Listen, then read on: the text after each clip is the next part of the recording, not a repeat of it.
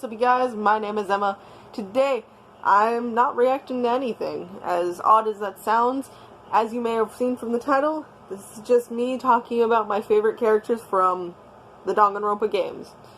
I don't think I'll be mentioning many of the characters at all from a future arc of Danganronpa V3, the end of Hope's Peak Academy, but we'll see what happens. And we're doing this in order from, like, when they came out. Therefore, we're starting with Game 1. By the way, I'm very predictable. I would love to see if you guys, pause this now. Guess who I'm about to choose for... There's more than one person. I'm literally listing out my favorite characters from each game. So, yeah. Who do you think are my favorite characters from 1, 2, Ultra Despair Girls, and V3? Future arc I'll just mention without really listening. Anyways, number 1. Makoto Naegi. Now, I think this one's more of, as he was the introduction to the series for me. He's the first protagonist I ever played. And so, also kind of just how he handled situations. You know, we can make fun of how the fact that every time he witnessed a death scene over and over, even towards the end, he would have this, honestly, the fact that he maintained his scared or just disbelief on the fact that, people who, the survivors later find out were actually friends and were classmates for a year, were actually killing each other, was very realistic. I feel like within the short amount of time, it may have felt long for them, it may have felt a bit long for us who played the game, but they were there for a relatively short time when you consider the fact that they went from a group of, 16, 17 people, to a group of 5 people. So, a lot of stuff happened within that time, and I just liked his composure, and I liked how kind of me he was. Like, the Leon case, I feel, was one of the easiest cases within any of the games, but at the same time, I feel if you were, that's the first one, so it's understandable how he acts the way he was. And I think for the picture, I literally have a picture of him getting confronted by Nagito. Just saying, if that's the picture, I'm very self-aware. Anyways, the second character I want to bring up from the first game is Kyoko Kirigiri. I honestly liked her from her first introduction when she, literally said almost nothing. I don't know. My sister, one time, when I was pointing out characters I like from different shows, she was like, Emma, why do they all have, white, hair, whether it be silver, a purple hue, or anything like that, but it has to just be very light. Not always true, but a lot of the times you can guess, yes, I will like that character. Anyways, she's one to talk about. Once again, she was probably my first character I actually really liked and really connected to. It was just the air of mystery with her that really made her likable. And while some people who I watched play the game were like, she's probably the detective, just think about how good she is at all the cases and finding out all this information, she's probably a detective or something. I never cued into that. I definitely I just never did until it was spelt out. I was like, that makes sense. Now, another reason why, when I talk about her, it's a lot to talk about, it's because I have this vivid memory. My best friend, one time, we were in the school library, back when the end of Hope's Peak Academy was airing.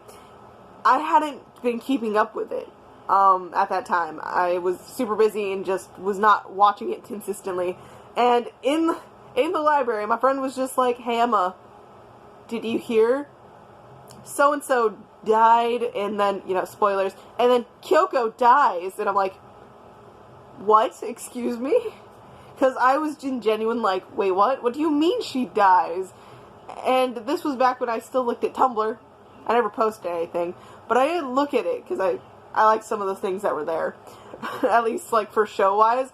And it was just this meme, I don't remember it very well, but, just bursting through the doors, and she's like, I'm back, and, saying, I'm like, So she lives before even finishing watching the show, which in hindsight was bad. But hey, I mean, the pictures I have for her speaks enough, right?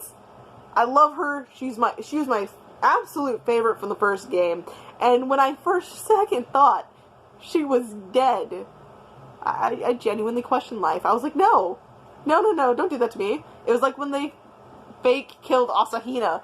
Like, I think that was the one thing I got recorded when I did early stages of reactions, was me going, Asahina's dead? She's not. But what? And yeah, no, just, like, the fact that Kyoko knew she would die if Makoto was alive past the 4th time limit messed me up. I cried a lot. Last character I want to talk about from the first game is going to be Chihiro Fujisaki. And I guess alter ego in a sense. So Chihiro-wise, I like Chihiro. Once again, never cued in that Chihiro was a boy until it was spelled out to me. But I just liked that even, like, towards the end, before we find out, you know, Chihiro's a boy, and, you know, he was building up confidence to be able to tell everyone, because that was the secret that would have been told if no one killed anyone. And so he went to Mondo, and I really wish that, like, honestly, in a different situation, obviously, that wouldn't have happened, but when I saw Chihiro dead, I think I screamed. I think that was one of the first ones, like, I'm sorry to all you who like Sayaka, like, I liked her, but at one point it was just red flags flashing everywhere with her, and it wasn't that bad. But when Chihiro was shown on screen, I wasn't expecting it at all, and I should have, thinking back on it. And then alter ego, I wanted to just throw alter ego in, because that is something that Chihiro left for the gang after sadly passing, and was a key part in Ace saving Makoto so we could actually get out of the first game, and will result in something else that I'll talk to once we get to the second game, which we're about to.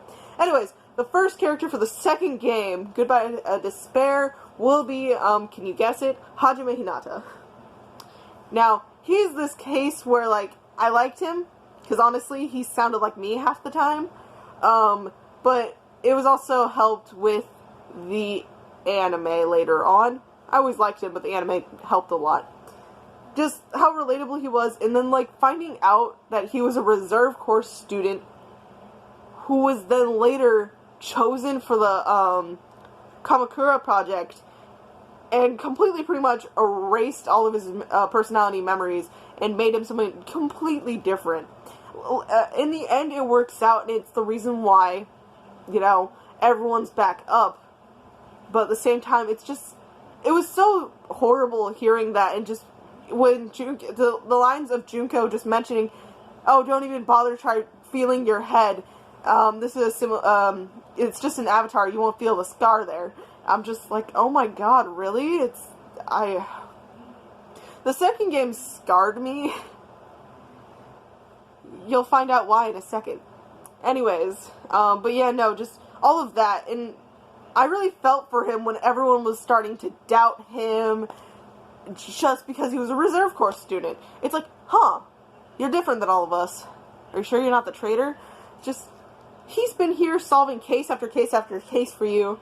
I mean, doesn't prove anything, but, you know, he's, like, been the leader of these investigations and all of that. He's been leading the group from a few other people helping him, but he's been, like, pointing straight at the culprit and choosing, and being right, and saving everyone. And instantly they're like, oh, nope, you obviously have to be the traitor. I can't trust you. And it just felt bad. Now, okay, I'm going to skip the second one I want to talk to and go into the third one I want to talk to first. Okay, guys, remember the light hair characters? So, believe it or not, I really like Nagito Komaeda. So yeah, Nagito. Where do I start with him? I liked him initially, before the first trial. After the first trial, I had so many questions and doubts, and just confusion, because it's like, he's so, like, calm, cool, and, like, just this awkward, good friend at the beginning, to all of a sudden hear him start obsessing over hope, and like having everyone be a like especially himself to be a stepping stool for greater hope to prevail.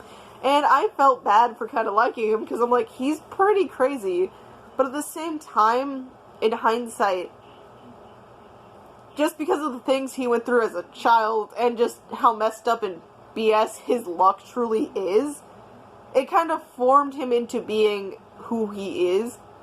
And once again, his past. If you guys finish his free time events, you do see that messed up things happened, and I don't think being trapped on an island, even if it was a simulator, which we find out at the very end, was good for his mental state.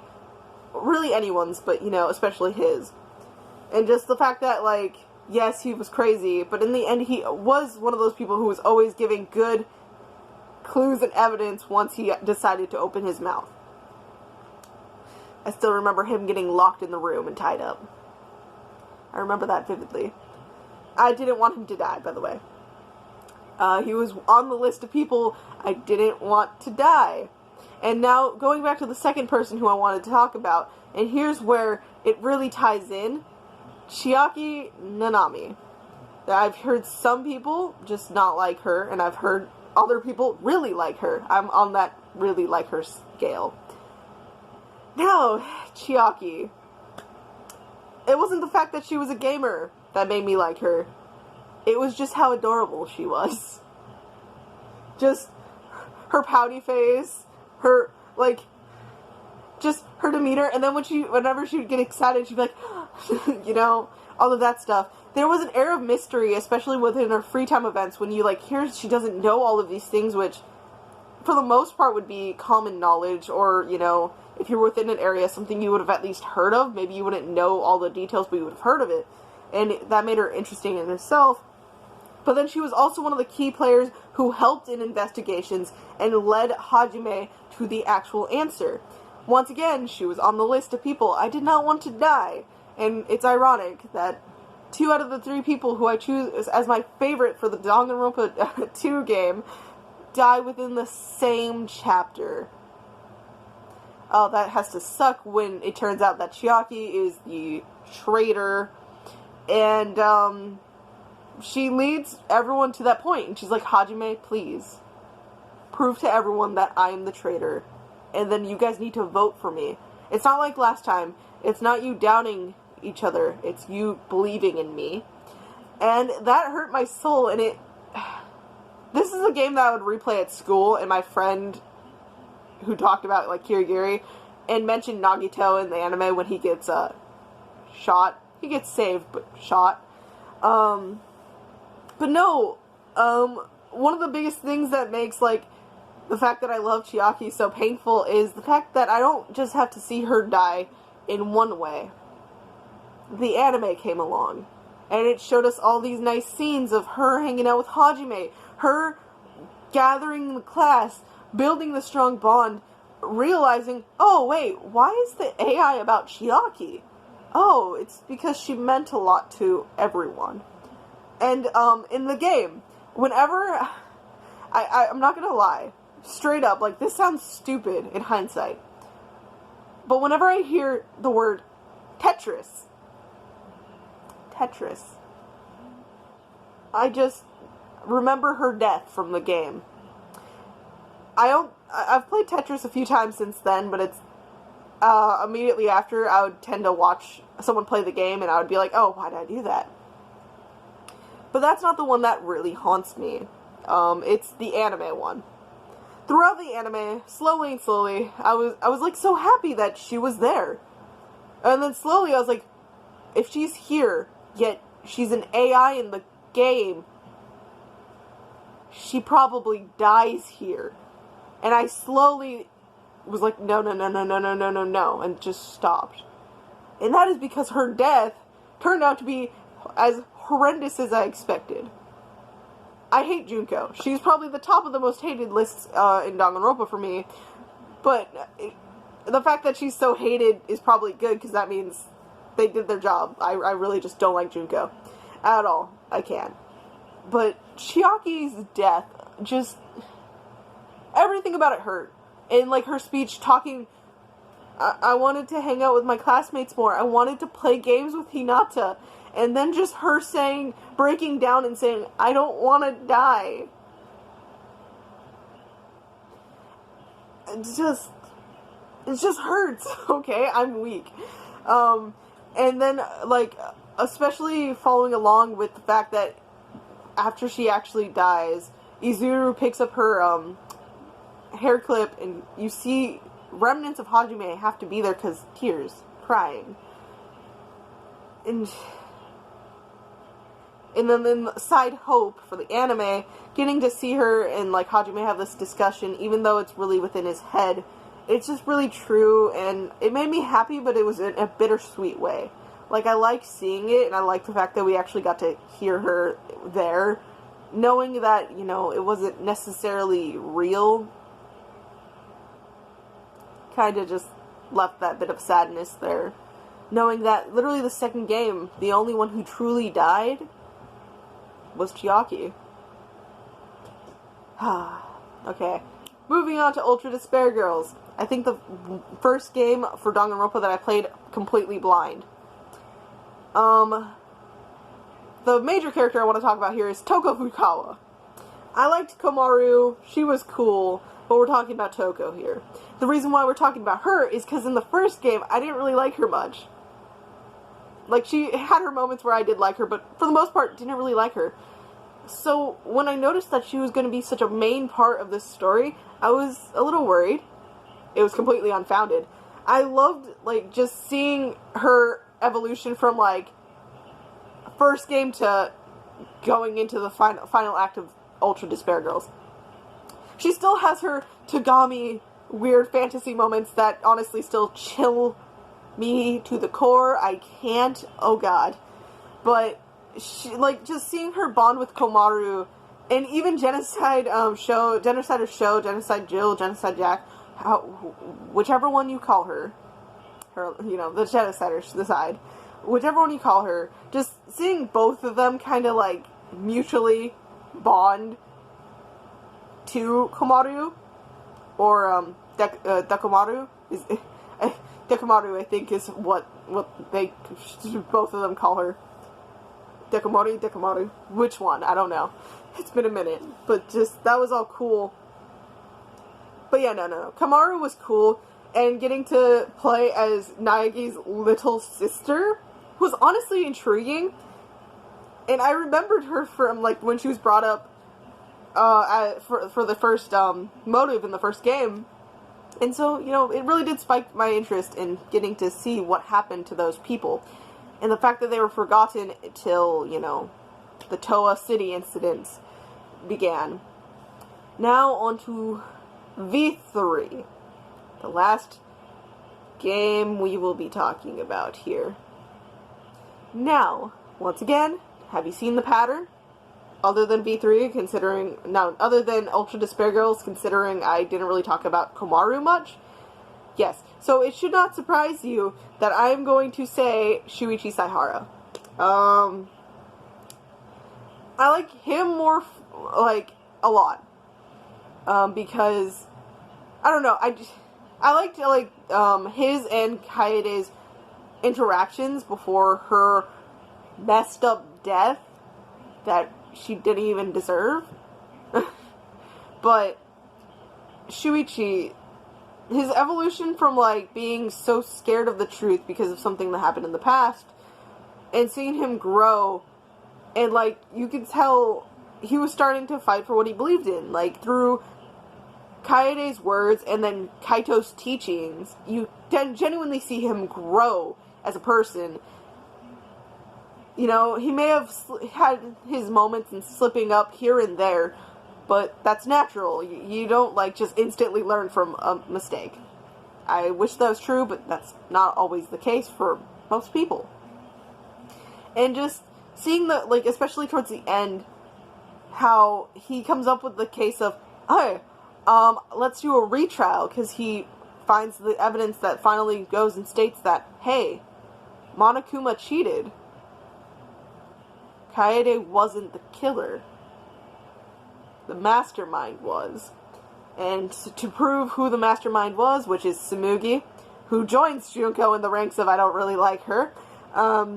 If you like Tsumugi, go right ahead. I just, no.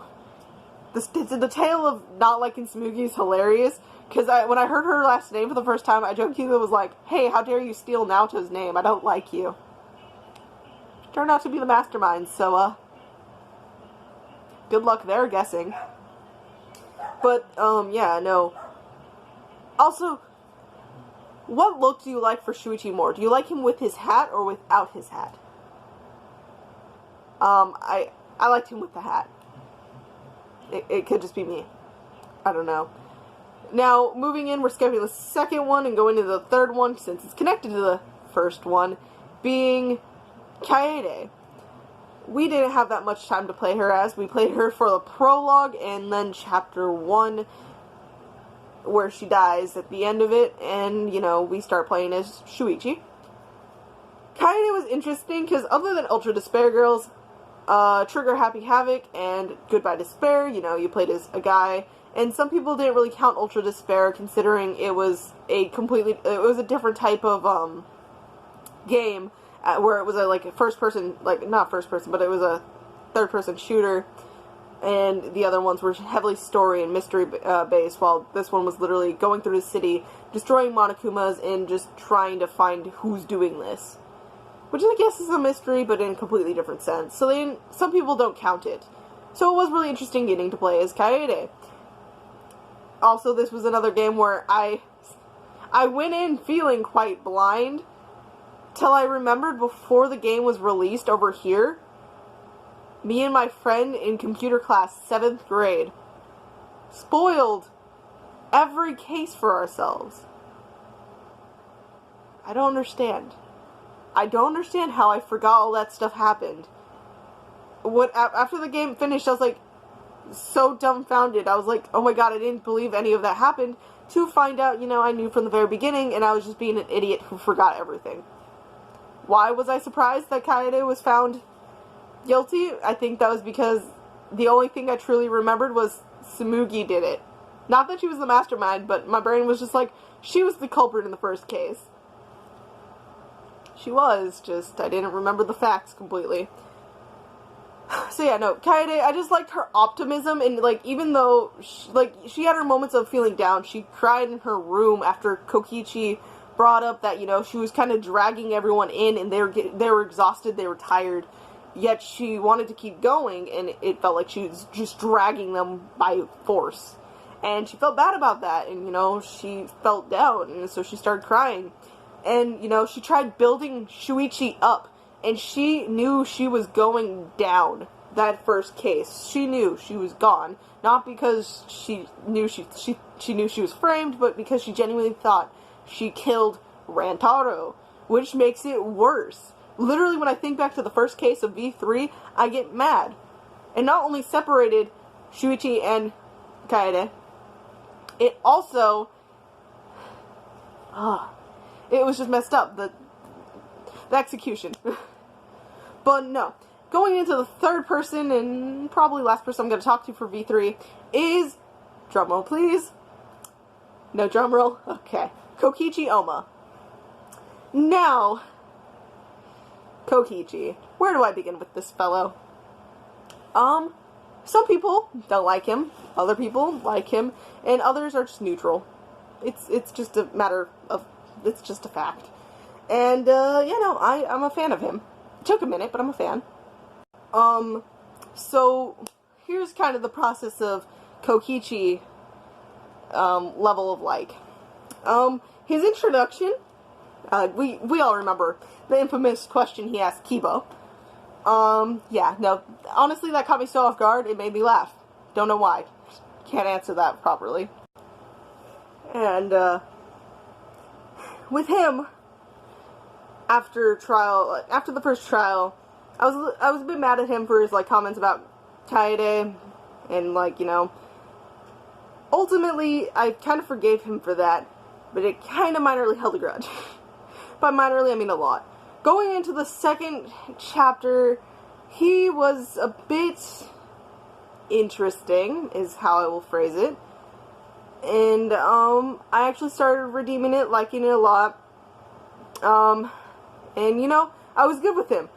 Trial 3 happens, and, you know, even though he was targeting Himiko, ultimately, I didn't blame him, and I didn't like what he was doing to her, but it definitely made her, like, open up and start, like, speaking, so it actually ultimately turned out to be a good thing.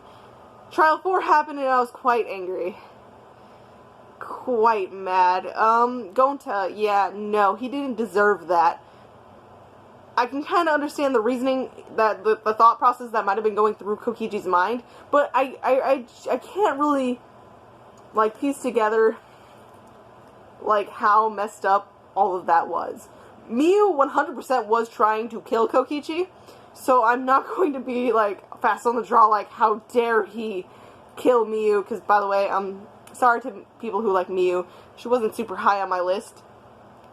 It's just me, I'm sorry, I can't stand, like, I didn't really like Mikon much for a similar reason. But, just,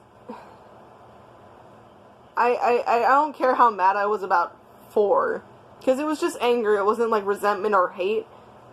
But going into 5, it's always 5. In the first game, you can lose Kirigiri, and it would be the bad end. In the second game, you lose Nagito and Chiaki. In V3, you lose Kokichi and Kaito. I like Kaito. I'm sorry that I'm going to seem like I'm more angry and sad over Kokichi. Let it be known that I was genuinely sad over Kaito. It was just my thought process for Kokichi, which is making this even sadder, considering that even though Kaito dies, it's kind of like a victory over Monokuma, or in the actual case, Tsumugi. I genuinely love the fact that, in that case, he didn't die due to the execution, therefore Monokuma failed. But, Kokichi, his plan seemed to be working, you know, like, yeah, they tried fighting back, but that was because of the weapons, and just because they were mobilizing. But if it wasn't for Tsumugi being freaking smart and making everyone think that Kokichi was one of the remnants of despair, Maki would not have went in with poison arrows plotting to kill Kokichi, which is what resulted in A, Kokichi's death, and B, what ultimately leads to the class trial, where it's like, who died? Who's in the, suit? Like, who's in the mech? Exosols. Who's in the exosol? And all that stuff. And just, his death was getting crushed by a hydraulic press. So you know how I mentioned Tetris? I hear stupid, my friend liked making puns and jokes. My friend found out I liked Danganronpa. My friend would annoy me with jokes about the deaths of the characters I liked, involving Chihiro and a whole bunch of other characters. Hydraulic press was something that it was like something you would see on YouTube, and my brain's just like, whenever I see it or hear the word, thinks back to Kokichi, as much as Tetris reminds me of Chiaki, and a bit of Futaba, but Chiaki. Yeah, no. Like, the thought of Kaito being the one who was killed there sucked, but at the same time, for me, who liked both of them quite equally, either way, I was just distressed. And the fact that all of the characters at that time, we know for a fact, would not have given too much of a if they thought it was Kokichi, other than the fact that, oh wait, does that mean Kaito's the killer? You know, like, they would care the fact that, oh wait, does that mean we have to accuse Kaito? You know, or Maki would have been like, me? It was just like this messed up situation, like, either way it would be bad. But just finding out the truth hurt more for me. Because you just see Maki, like, already shot him once, he's already been poisoned, and he's questioning him about things he doesn't know, because A, they're false, they're not true, and B, Kokichi nor Kaito were there for that flashback light, so they straight up actually have no idea what's going on. And Maki's just like, you liar, goes to shoot, and that's what leads to Kaito also being poisoned, leading to the rest of Kokichi's fast-made plan. I'm talking about him a lot, but that's just because his whole, like, literally, if you think back on all of his actions, it's pretty true. What would have happened if you all got to see the motive videos? You would have all known the severity, or in, oh my god. I'm forgetting his name and I feel horrible. It's not coming to me. But you know, tennis player. I'm sorry, his name's not coming to me. But you would have known in his case that it says no one was important to you, no one, you know, like that. No one was dear to you. How would that situation have played out if you heard about Kirumi and him? Like, everyone's varying level. What would you have thought of, you know, Kokichi actually showed his, and you guys got to air out that his organization was actually 10 loyal goons who did harmless pranks and all of that, and it was nothing evil. That would have completely changed the thought process of if Tsumugi tried using the flashback light, saying, oh, he was a remnant of despair, doing all of that violence when obviously their gang was completely a gang, when their group was completely against violence, and they were just doing harmless pranks. Like, at most it annoyed people. Didn't necessarily hurt them at all, so I don't know. That's probably why I'm so, like, so much about him. Also, just to be a little weird here, I think I need to get a picture for this. But right about now, there should be a picture on the screen of Chiaki in a Kokichi-inspired colors and outfit. I saw that one day in my Spanish 2 class and showed it to my friend who didn't know who this character, either of the characters, was. And I was just like, look at how cool and interesting this is, and I've run out of space, so I'm a little scared. Anyways, I think I need to end this video pretty fast, like right now.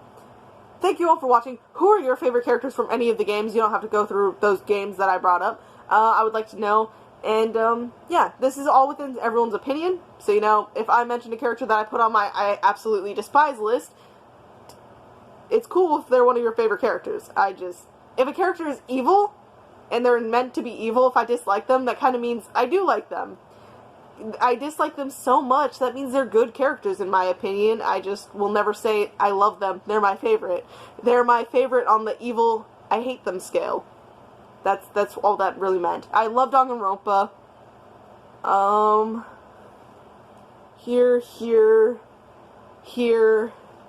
Here, and on my door is the biggest proof of evidence I can really give. Oh, and the fact that I have like a Kirigiri and a Chiaki figure. That Chiaki figure was a lot of money.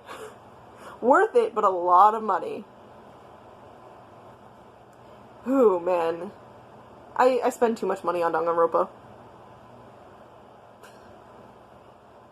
But no. Seriously, who is your favorite character? I have to end this now. And if you want me to do favorite character from any of the shows you've seen me react to, let me know, because then I'll really give it more thought. Danganronpa's a little bit difficult because, you know, most of the characters I end up liking die, and so it's like, it's so hard to talk about them. Because, I mean, in V3, who you think's the main character? She dies within the first chapter, so yeah, not even the main character was safe there. It's just messed up. See you guys. I'm gonna end this like I keep saying. But yeah, no, thank you all for watching. Bye.